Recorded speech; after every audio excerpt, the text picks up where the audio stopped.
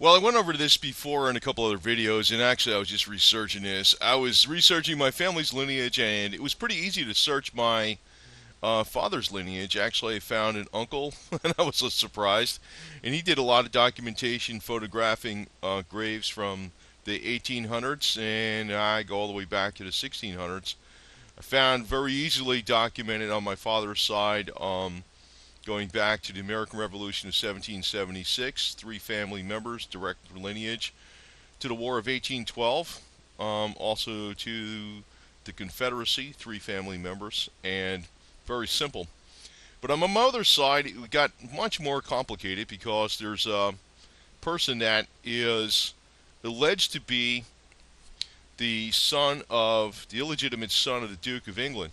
Now, me being an American, never understood, and us Americans over here on the other side of the pond don't understand British peerage.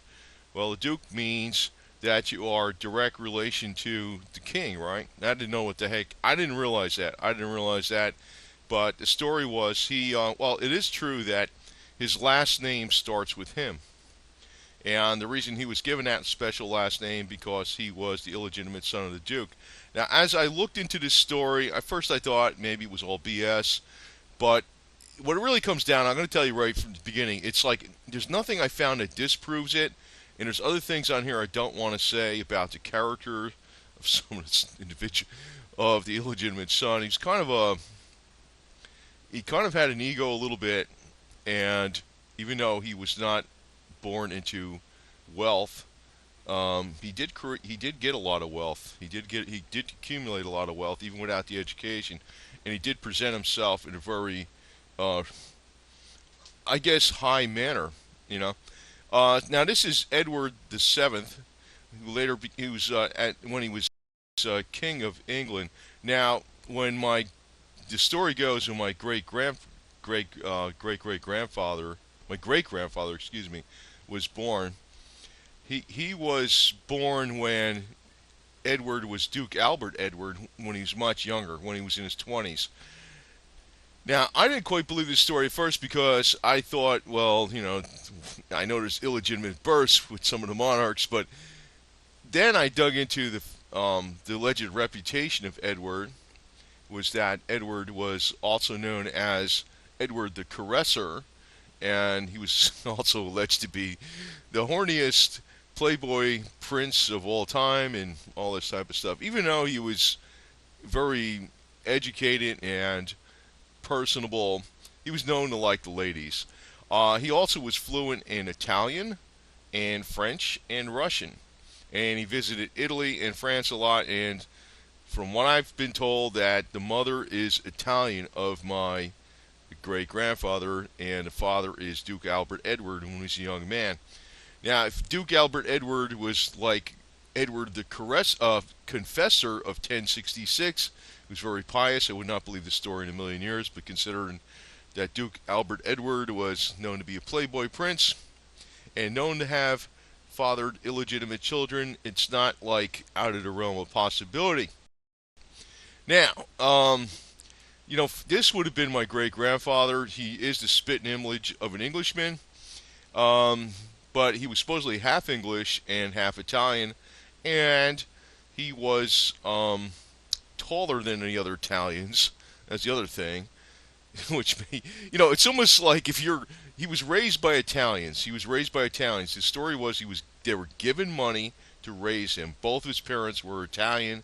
His adoptive parents were Italian, and what I can actually ironcladly say is that if I don't know his lineage is to Edward, he was told this and he was convinced of this because he got married in London with an Italian wife, um, and he did not speak any English. As a matter of fact, he didn't speak any English even 30 years after he got married in London.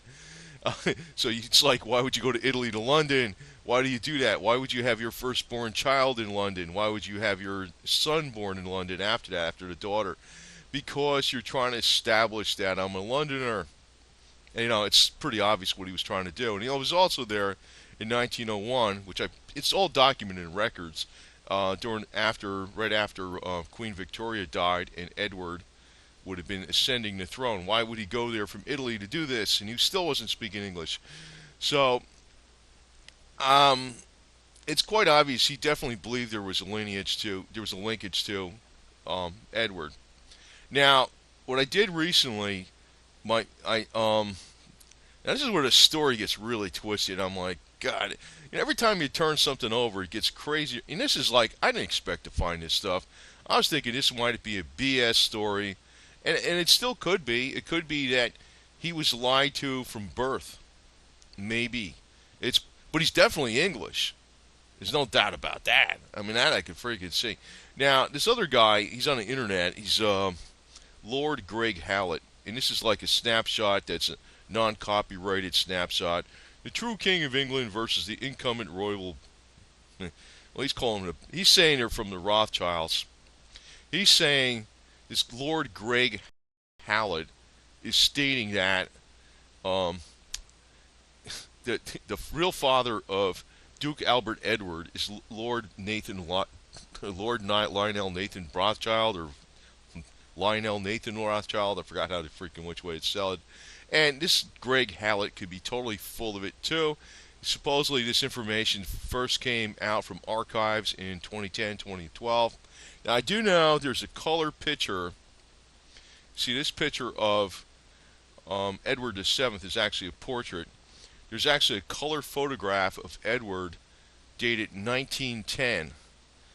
And you think color photography was around in 1910. It was taken by Nathan Lionel Rothschild. I think that's what it was. Lionel Nathan Rothschild, Nathan Lionel Rothschild. I'm just doing this right from the hip because I don't want to get into too much details about this, because I'm not going to give you all the details, because then it's putting too much public information out there about myself. But the picture was taken in 1910 of Edward VII in his Scottish attire, like the Scottish kilt, and that was a couple years before he died, right?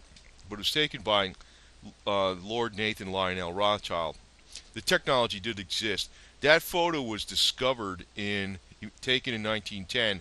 It was discovered 100 years later, exactly 100 years later, in 2010. It was kind of interesting that, he took a picture of him. I don't know why, because maybe he was his son. Now, I had my mom from a Jewish, a specialist place that really detects some Jewish lineage, because if Nathan Lionel Rothschild is the father, it still doesn't prove anything, but it obviously doesn't disprove things. Well, it turns out she's a little over 2/3 Italian, pure Italian. The next piece is British. And then after that is a combination of Eastern European and European Jewish. And, the problem is you can't tell who the actual person is. Like if you could tell who it was on the mother's side, to the father to the mother, or the father to the mother, or whatever. If you could figure that out, then I'd really, you just can't do it. It's just an overall mix, right? But the overall mix does agree with what should have been there. In other words, the British is stronger than the Eastern European and Jewish, but the Rothschilds also had some British line because they married a British woman or something. I forget. There's during the going back a ways. So the mix is there exactly as it should be, but then again, it doesn't prove anything. It doesn't prove anything, but it certainly doesn't disprove anything, because it came out exactly as I would have thought it would come out. But then again, how the hell would I know for sure, right? But there's other things that I'm not going to go into about the character. I don't want to not say this, because then I'm knocking, the royal family and the character of my great-grandfather. He was kind of like, even though he was from humble means, was not educated. He did not grow up educated in a he was somebody that carried himself as a person of means, and he was a person of means. He actually did become a person of means. He was very industrious, very astute in dealings, and he did accumulate a lot of wealth. At first I was thinking possibly maybe the royal family gave him money or something. I don't know, but you know what? No, definitely not. No, no. As a matter of fact, I think the main problem where he would never get in with them in a million years was he was Roman Catholic, and Roman Catholic and the Church of England don't mix. It's like oil and water. It's like that's the enemy, right there. Not the fact that he was illegitimate or he wasn't English speaking, he was Italian speaking. And later he did become English speaking much, much later after being in this country for decades. Then he was English speaking. But I don't want to go into some of the things I know about details from way back, but you'd probably believe he was definitely part of them for sure if you would have known, if I could tell you that, but I'm not going to tell you that, sorry. But as it is, as this latest DNA test from this DNA facility that checks for Jewish lineage, my mom does have some Jewish and Eastern European lineage, and I don't know. It could come from someplace else. That's quite obvious. It could come from someplace else, but then again, the English is in there, it's very strong. The British is in there, very strong. It's quite obvious that my great grandfather was part British. He was much taller than any other Italians. That was another thing. I mean, it's pretty obvious. I mean, if you actually were the illegitimate son of the Duke and you're born in England and you had all English relatives, it wouldn't be so damn obvious. But when you're in Italy, and the Duke was known to travel to Italy. He was Italy and Paris. And also I kind of suspect it might be this La Barucci. I don't know, but supposedly, I don't know. She kept a lot of letters on a Duke and photographs, and she was trying to bribe him. His diary said that he was figuring she was going to create a lot of trouble for him. And then later, after she died of tuberculosis, her brother tried to bribe the British royal family. Then they took all the photos and letters that were on a Duke. That's pure conjecture, but who the hell knows? Still, I really don't know. I really don't know. Now, sometimes on my videos, I'll say, yeah, my three greats grandfather was Nathan Lionel Rothschild. But, actually, I'm going to tell you, this guy's son, my great grandfather, his son, now somebody also not of means, he became a very powerful CPA in New York. And,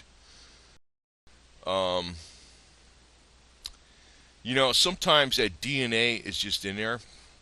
And then his nephew came into that business and he became a very powerful CPA in New York also, with high-end clients that were from Hollywood, some of the biggest names out there. And there were both, it was in who's who of business in the Northeast. Kind of like heads and shoulders above the normal type of people that are in those fields, the professional fields. And considering the type of where he came from, it makes me suspect that, also my great grandfather, somebody who was had no real education, was actually illiterate when he was 20 something years old. Him accumulating that type of wealth he did, and then some of his lineage going on to even bigger things. It does make me suspect that Rothschild story, because maybe it's quite in the DNA. I don't know. Now, I know Lord Greg Hallett is constantly criticizing the British royal family. I don't give a damn what blood they have in here, because if you go back far enough, the royal family probably there's times when, if you go back hundreds of years, there's been other tumultuous times where things were not, 100% assured that the lineage was not broken. Who the hell knows? Nobody really knows for sure. But the DNA test from this Jewish specialist place turned up some Jewish in my mom and Eastern European, which would have fit that. And I can't prove this. That Edward, now he would have been Duke Albert Edward at the time when my great grandfather was born, and his father would have been, his father. This is according to Greg Hallett. Okay, I mean, take it for what it's worth. But man, it's a story I can't freaking really. It's got me bugged. It's got me bugged. There's other things I want to say about my great grandfather, but I'm not going to tell you. I don't even tell my other members of my family I know about from my mom. That would mostly would fit some of the things you would think about. I don't know, some of the people on the top. I'm not going to tell you what they are on here, and I'm not doing this for drama. I'm not an Alex Jones. I'm not playing games like that. And if there was going to be a test with the royal, you're not going to get a blood test with the Rothschilds, that's for sure. And you know what? It could turn out it's BS. It could turn out it's just, there's some Jewish Eastern European in my mom, and that's just how it is. It came from someplace that we don't know about, and it just could all be whatever. But the only thing I could say for sure is that my great-grandfather was told this, and the big clincher is also this. He was given a unique last name that starts with him, and it is a unique last name. I'm not going to say what it is, and for the specific reason that he was the illegitimate son of the Duke of England, and there was only, that's Duke Albert Edward, the playboy prince at the time. Well, he was Duke Albert Edward, even later on in life. He loved the ladies. God, I don't want to be saying something bad about him, but I actually kind of respect the guy for that. Tell you the truth, actually, Bill Clinton is supposed to be descended from him somehow too. And knowing how horny Bill Clinton is, I can believe it, right? And I don't want to say too much else about my family, but oh God, it's been said. Some people were saying this is a screwed up family. I don't understand why. Well, maybe I think I know why. It kind of fits in with some of the other things. It's kind of like knocking the whole deal here. You know what I'm saying? Whether, if it is true to be linked with Rothschild and the royal family, that I'm saying, yeah, it's a screwed up family. I don't know. I don't want to say too much. I really don't want to say too much. But every time I turn a page on this or I try to look into something, now, if I would have found out my mom didn't have any Eastern European or Jewish blood, I'd say, oh, that story's BS. Either Greg Hallett is totally full of it, or the story about the Duke is not true, it's somebody else. But it turns out she's got some Eastern European and Jewish blood. So, where does that leave me? It leaves me with a big question mark, still.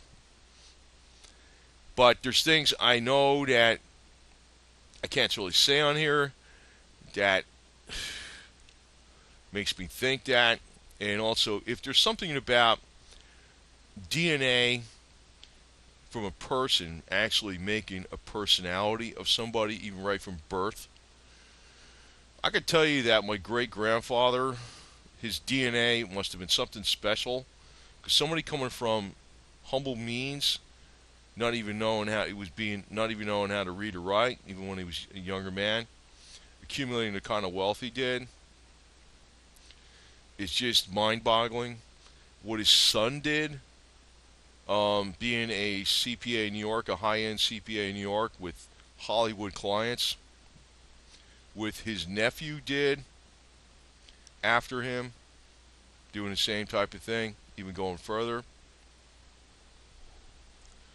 I don't know. I still don't know. And I know one thing. They sure as hell wouldn't, you're never going to tell you, that's for sure. You're never going to know. I'm never going to know. But it's still a mystery, and I figured to put it out here because the last thing I just did to try to, if the test came up not the way it should have came up, then I would not have believed anything. But It definitely came up with strong British, and also after that was a combination of Eastern European and European Jewish, mainly over two-thirds Italian, pure Italian. So, the mix comes up absolutely correct. The problem is I can't tell, like, this supposedly would have been her great grandfather. I can't say that the British came from her great grandfather. I can't say where it came from. But actually, if you're looking at the pictures of people from that time, it's quite obvious where the British came from. The story fits. The story fits. And the thing is, like, the other thing is, like, the last name. The last name was specifically given to him. The Italian family was given money to take care of him from birth. And he was given a special last name. Now, obviously, you wouldn't call him Windsor. You definitely wouldn't say that. So he was given a type of a modified Italian last name that is unique, and it starts with him. And it doesn't exist anywhere in the world. It starts with him. Period. So who the hell knows? But man, every time I look into this stuff, it's like I can't prove it, but it sure as hell is not disproving it. So anyway, food for thought, and I wish I could tell you some other stuff on here. I'm not going to. It's amazing. It's amazing. So anyway, and I don't think nothing. Actually, to tell you the truth, I don't really think nothing bad of the Rothschilds, except for I think there's some of them are supporting Hillary Clinton, and I'm thinking, don't do that. Don't do that. Support Donald Trump if you're real. Hey. Yeah. Anyway, so that's just my story. So that's my story, and I'm sticking to it. And it's something I absolutely can't prove. How the hell you prove stuff like this? You can't. You can't. And I'm trying to be a stickler for accuracy. And I'm not quite telling you everything I know about this deal with all these things, documents I pulled from the UK and London, to prove to dovetail a lot of these things. But that's the best I can do. It's the best I could do, what I can give you here.